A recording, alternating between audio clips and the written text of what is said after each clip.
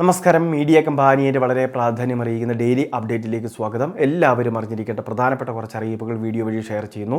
ഏറ്റവും ആദ്യത്തെ പ്രധാന അറിയിപ്പ്, നമ്മളുടെ വീടുകളിൽ നിന്ന് സ്ത്രീ സുരക്ഷ വീട്ടമ്മ പെൻഷൻ പദ്ധതിയിലേക്ക് അപേക്ഷ വെച്ചവരുണ്ടെങ്കിൽ ശ്രദ്ധിക്കുക. അപേക്ഷകളിൽ പലതും റിട്ടേൺ ആകുന്ന സാഹചര്യം, മടങ്ങുന്ന സാഹചര്യം, അതായത് നമ്മളുടെ രേഖകളിലെ പൊരുത്തക്കേടുകളാണ് ഇതിൽ പ്രധാന കാരണമായിട്ട് പറയുന്നത്. അതുകൊണ്ട് തന്നെ വൺ ആൻഡ് സീൻ സർട്ടിഫിക്കറ്റ് ഉൾപ്പെടെയുള്ള കാര്യങ്ങൾ, നമ്മളുടെ പേരിലെ മിസ്മാച്ചിങ് പോലും, അതായത് നമ്മൾ സമർപ്പിച്ച ഡോക്യുമെൻറ്റുകളിൽ പേരിൽ തുല്യതയില്ല എങ്കിൽ, എല്ലാം ഒരുപോലെ അല്ല എങ്കിൽ അപേക്ഷകൾ മടങ്ങും. അങ്ങനെ വന്നു കഴിഞ്ഞാൽ ആനുകൂല്യം കിട്ടാതാകും. അതുകൊണ്ട് ഉദ്യോഗസ്ഥർ ഈ സമയത്ത് ഒരു ഇളവ് നൽകിയിരിക്കുകയാണ്. വൺ ആൻഡ് സെയിം സർട്ടിഫിക്കറ്റ് ഉൾപ്പെടെയുള്ള കാര്യങ്ങൾ അപ്ലോഡ് ചെയ്ത് കഴിഞ്ഞാൽ, അത് കൊടുത്തു കഴിഞ്ഞാൽ നമുക്ക് ബന്ധപ്പെട്ട അപേക്ഷകൾ അപ്രൂവ് ആകാൻ സാധ്യതയുണ്ട്. അപേക്ഷ വെച്ചവരെല്ലാം തന്നെ അവരുടെ സ്റ്റാറ്റസ് കയറി പരിശോധിക്കണം. അപേക്ഷകളിൽ തലസ്ഥിതി എന്താണ് കാണിക്കുന്നത് എന്ന്. സബ്മിറ്റഡ് എന്നൊരു കാറ്റഗറിയിലാണെങ്കിൽ മറ്റു പ്രശ്നങ്ങളില്ല. നമ്മളിപ്പോൾ വെരിഫിക്കേഷൻ നടന്നുകൊണ്ടിരിക്കുന്ന ആ ഒരു പ്രക്രിയയിലാണ്. ഇനി റിട്ടേൺ ടു സിറ്റിസൺ എന്നാണ് കാണിക്കുന്നതെങ്കിൽ അവരെല്ലാം തന്നെ രേഖകൾ കൃത്യമായിട്ട് പരിശോധിക്കുക. ഇനി ഈ അപേക്ഷയിൽ എന്താണ് സംഭവിച്ചത് എന്നൊക്കെയുള്ള കാര്യങ്ങൾ കൃത്യമായിട്ട് ഈ രീതിയിൽ നമുക്ക് മനസ്സിലാക്കുന്നതിന് വേണ്ടി സാധിക്കുന്നതായിരിക്കും. അപ്പോൾ എത്രയും വേഗം അതിനു വേണ്ട ക്രമീകരണങ്ങൾ ചെയ്യുക. എന്തെങ്കിലും തിരുത്തലുകൾ ആവശ്യമാണെങ്കിൽ ആ കാര്യങ്ങൾ, പേരിൽ പൊരുത്തക്കേടുള്ളവർ വൺ ആൻഡ് സെയിം സർട്ടിഫിക്കറ്റ് ഉൾപ്പെടെയുള്ള കാര്യങ്ങൾ എത്രയും വേഗം സബ്മിറ്റ് ചെയ്യുകയും ചെയ്യേണ്ടതാണ്. അപ്പോൾ വെരിഫിക്കേഷൻ നടന്നുകൊണ്ടിരിക്കുന്ന സമയമായതുകൊണ്ട് എത്രയും വേഗം ഈ കാര്യങ്ങൾ പൂർത്തീകരിക്കുന്നതിന് വേണ്ടി ഗുണഭോക്താക്കൾ ശ്രദ്ധിക്കുക.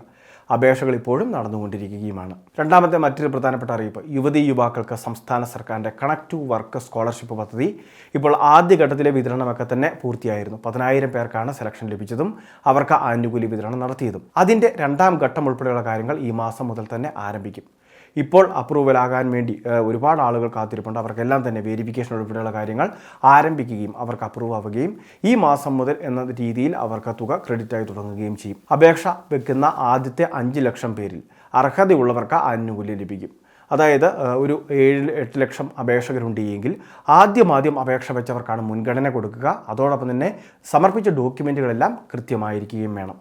അങ്ങനെ എല്ലാ കാര്യങ്ങളും കൃത്യമായിട്ട് സമർപ്പിച്ചിട്ടുള്ള ആദ്യത്തെ 5 ലക്ഷം പേർ ആ രീതിയിലാണ് ഈ പട്ടികയിൽ ഉൾപ്പെടുന്നത്.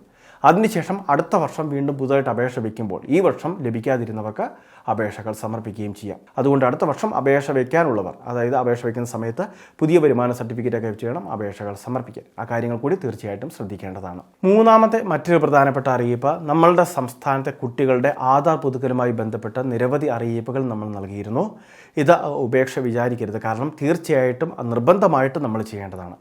5 വയസ്സ് മുതൽ 7 വയസ്സ് വരെയും അതോടൊപ്പം തന്നെ 15 വയസ്സ് മുതൽ 17 വയസ്സ് വരെയും പ്രായമുള്ള കുട്ടികളിൽ ആധാറിൻ്റെ ബയോമെട്രിക് അപ്ഡേഷൻ ചെയ്തിട്ടില്ല എങ്കിൽ, അതായത് വിരലുകൾ കൃത്യമായിട്ട് മറ്റേ ബയോമെട്രിക് മെഷീനിൽ പതിപ്പിച്ച് രേഖപ്പെടുത്തിയിട്ടില്ല എങ്കിൽ, അതോടൊപ്പം തന്നെ കണ്ണിൻ്റെ പരിശോധന ഉൾപ്പെടെയുള്ള കാര്യങ്ങൾ അത് കൃത്യമായിട്ട് രേഖപ്പെടുത്തിയിട്ടില്ല എങ്കിൽ അതൊന്നുകൂടി നൽകി പുതുക്കേണ്ട സമയമാണിപ്പോൾ.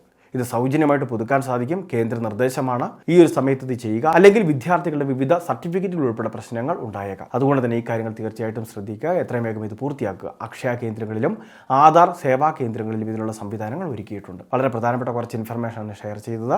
ഇതുപോലുള്ള വിവിധ അറിയിപ്പുകൾ തുടർന്ന് ലഭിക്കാൻ ചാനൽ മറക്കാതെ സബ്സ്ക്രൈബ് ചെയ്യുക, ഫോളോ ചെയ്യുക.